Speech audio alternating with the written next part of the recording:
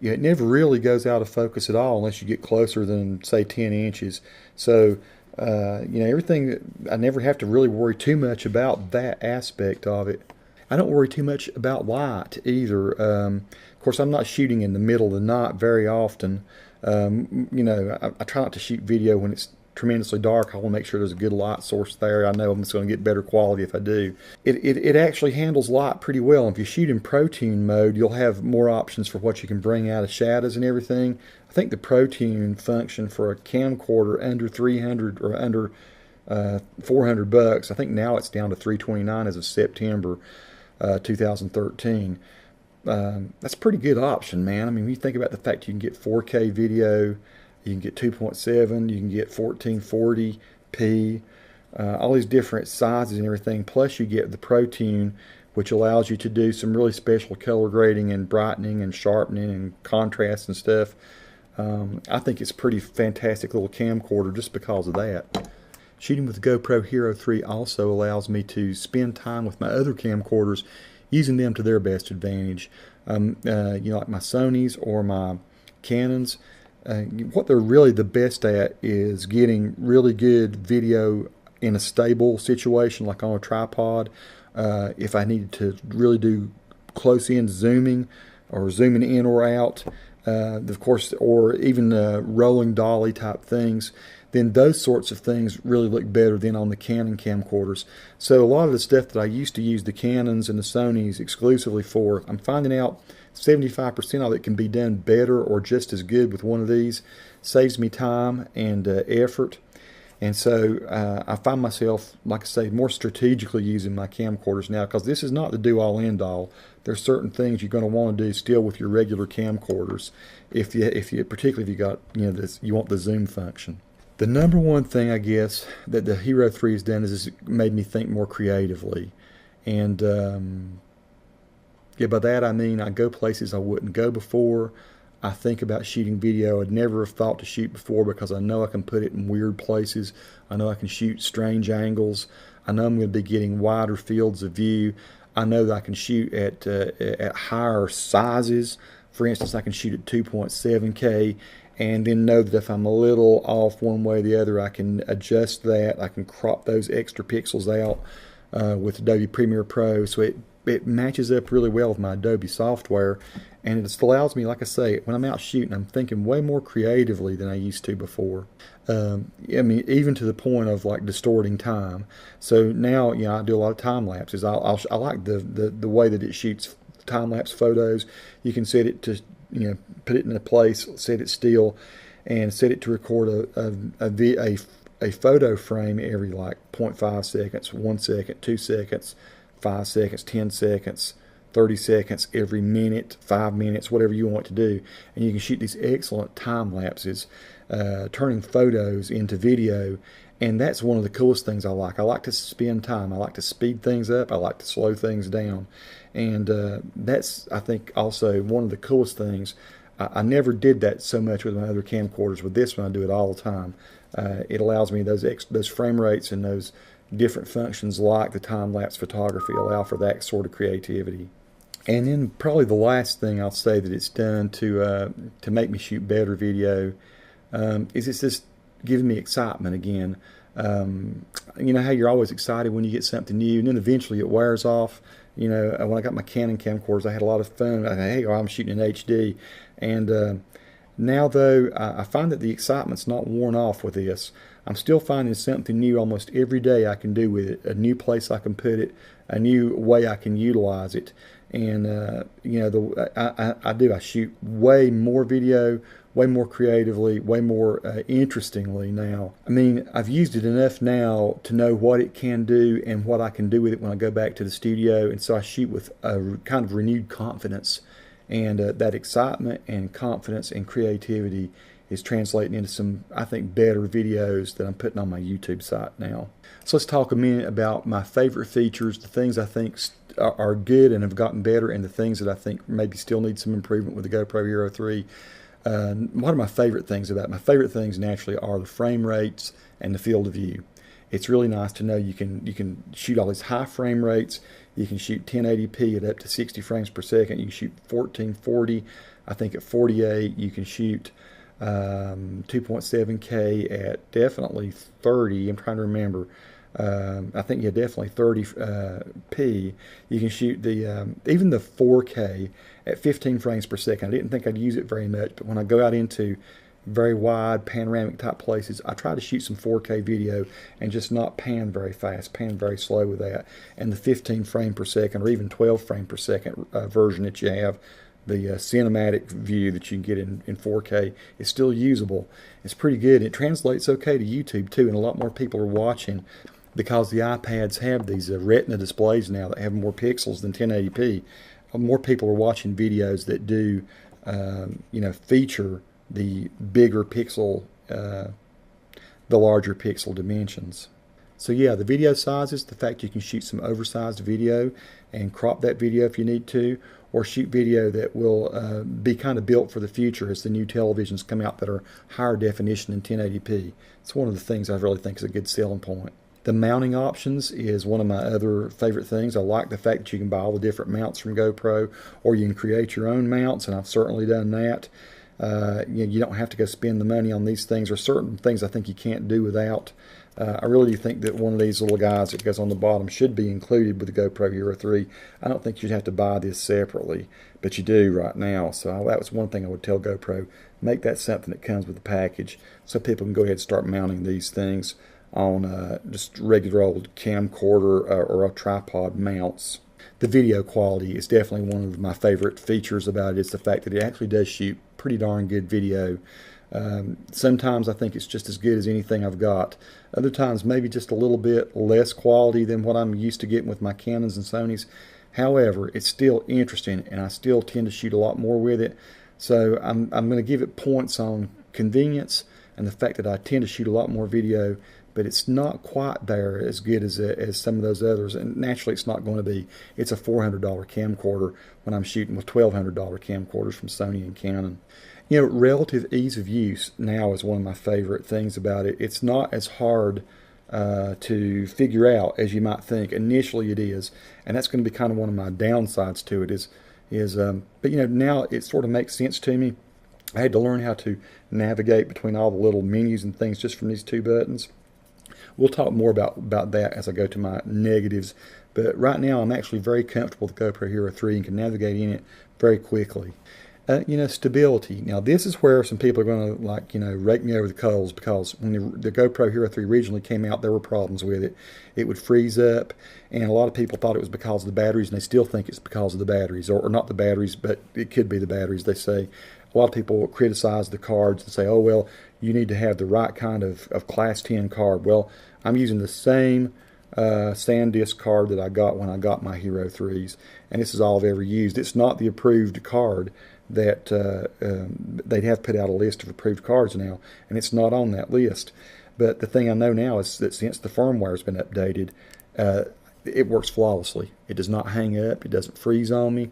I don't have any issues. I don't have to take the battery out and put it back in. All those things that plagued the GoPro Hero 3 for about the first 4 or 5 months of its existence and got it a really bad reputation right off the bat, those things don't even happen anymore for me. And I can speak out of experience because I've shot hundreds and hundreds of videos, and I have 3 of these things, and all 3 of them are working flawlessly now. The only time I ever get a freezing issue is if I've been editing like the setup and anything like that, and instead of exiting all the way out, if I try to turn it off, then it can freeze up. So what you want to do is make sure that you exit out of, if you've changed your frame rate, changed your video size or whatever, changed your mode or done some things to the settings, always make sure you exit out, and then you're going to be okay to shoot. Otherwise, if you try to turn off in the middle of that, it can still freeze, but that's the only time I ever get to freeze. And so, like I say, 3 of these, I never have any problems anymore with it at all. Not an issue, fear not. So that brings up the last issue now. I think it's a dependable camera. I mean, every time I point and shoot it, turn it on, it does what it's supposed to do. It's a Swiss Army knife of video cameras. It kicks butt. I like it for that reason. Now let's talk about some negative things about the GoPro Hero 3 that still I wish could be improved. Number one, initial learning curve is just a little bit difficult. If you're not used to what all these things mean, what all the frame rates are, you got to read through the little manual. There are some videos out there on YouTube. Some people have done a good job of showing how to navigate through all the menus, and watch some of those, and it'll probably help. but still, you're not going to just take it out of the box and start shooting all kinds of crazy stuff with it until you learn how it works. So it can take about a couple days or a week even to start figuring the thing totally out. And I'm not going to address the Wi-Fi and stuff right now in this video. It works fine for me. Some people have had some issues with that. I don't use the GoPro app. I don't have any reason to do that, but I do use the Wi-Fi from time to time. It's always worked really well. So you know, there is a learning curve. You got the same kind of controls in on your Wi-Fi thing. You're still going to have these same two buttons. You got to figure out, and a little display that shows you what you're getting. So you know, once you've mastered one of the devices, you'll have the other one mastered as well. Okay, the sound is not great. I'm still going to say that you know, but let's face it, for a $400 camcorder and you got these two mics on either side, how great do you expect the sound to be? It's not bad. I'm gonna give it on a scale of 1 to 10 about a 7. But like right now, I'm recording this video with extra sound. I've got a Zoom H2 in front of me, and I'm going to marry that to this because it will sound better than what's coming out of the microphones on this. That said, I've shot some guitar videos where I just use the GoPro audio, and they do okay. I mean, I can't say they sound just awesome, but they don't sound bad. But the sound is something that could definitely be improved. In a $400 camcorder, though, I don't know how you're going to do it. And you've only got these small little areas here to record with anyway. So, Photos. The photos work really great for time lapses, and so I think they look good for that because you're going to turn it into video anyway. But I would not still go out and use this as my main photo documentation. You shoot a 12 megapixel image. It's fish-eyed. It just doesn't look great. You can go to 7 megs. It reduces the fisheye lens effect somewhat, but it's not going to replace a DSLR. Still not going to. And I don't know, maybe in the Hero 4 they'll make it even a little bit better or something. I'm sure it'll probably be a higher pixel rate. It'll probably be something like 16 megabit or 18 or 24. Who even knows what they'll come up with? But the 12 megapixel, you know, it looks okay. Like I say, you can shoot nice photos. It's not going to be a whole lot better than what you shoot with your cell phone, but these look really good when used with time lapse. So I'm not going to kick it. I'm going to give it some props for that. Of course, there's no zoom with it. That's still one of the downsides, but that means you become the zoom. Whatever you do is the zoom. It always seems to stay in focus. So just get up off your lazy butt and move, and you be the zoom. And so that's that downside. But hey, it makes you move. It makes you get more involved in the video. You're not just standing there doing this kind of thing or moving a toggle or something on top of the camcorder. You're actually getting out there and getting closer to the stuff, which is going to result in better video anyway, I think. But that is sort of a pain in the butt. Sometimes you wish you could do it. That's why when I go out on my hikes and things, I always take at least one camcorder that will zoom. The battery life, how great is it? It's not so bad. I've done a video about the GoPro compared to the third-party batteries, the Smatries and the Wasabis, which is what I typically use. And the GoPro does outlast them. The thing I found out, it took me a while to figure it out, but the way you shoot, you know, what frame rate you're shooting at, what size you're shooting at makes a difference. How much data is it having to write to the card? So if you're going to go out and shoot and you want to shoot a long time, you might choose to shoot in 720p or 960 or something that's not quite as intensive, and you'll get a little more out of your battery. I'm still looking at most of these batteries will last over an hour, almost any mode you shoot in. And you know, sometimes as much as an hour and a half. I shot a meeting yesterday, 1080p at 24 frames per second rather than 48 or 30, and it went a lot longer than I thought, almost an hour and a half with one of the third-party batteries, and really did well. So moderate battery life, but you better buy some extra batteries. One thing I will point out, if you're running out of video space on your SD card, now this happened to me once, and so I'm assuming it would happen again, so I just don't do it. If you got your card almost full, and you actually get to the end where it runs out of space, that last video file that you shoot may be corrupt. Mine was. It corrupted the last file. I'm not talking about running out of battery time. I'm talking about running out of space on the card. I'd shot up to 32 gigs, and it took less than that because of formatting. But as I got to that very last little bit, it corrupted that last file because it, I guess, couldn't write an ending to it. So be careful of that. Don't fill your cards up. Try to have a big enough card. The 32 gigs worked just great for me, and you know, kind of plan how much video you're shooting and how much time you got left on that card. Maybe switch out your cards to avoid that problem. You know, here's the last thing I would say to the GoPro people that has been a kind of an aggravation for me is the way that the videos are numbered. Now, so what's going to happen if you shoot a long piece of video? It's going to break it into files, right?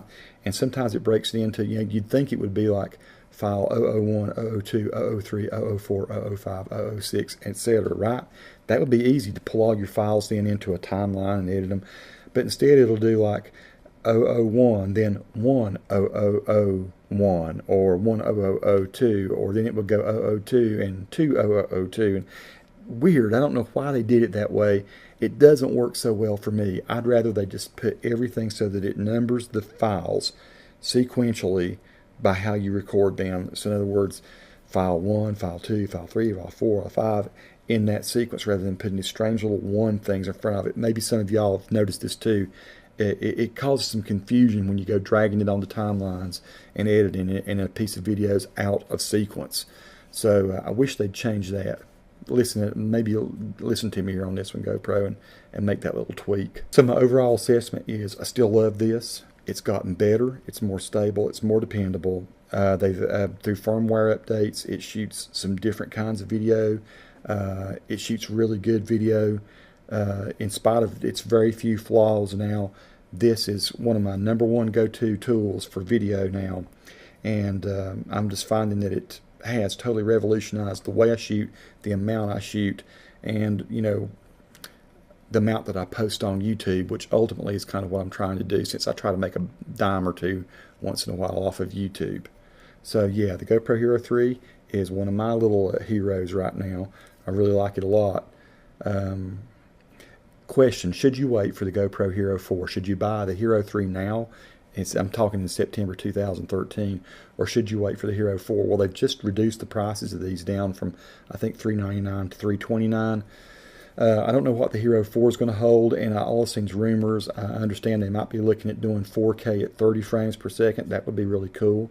That there may be, I'm sure they'll probably up the pixels, megapixels for shooting photos.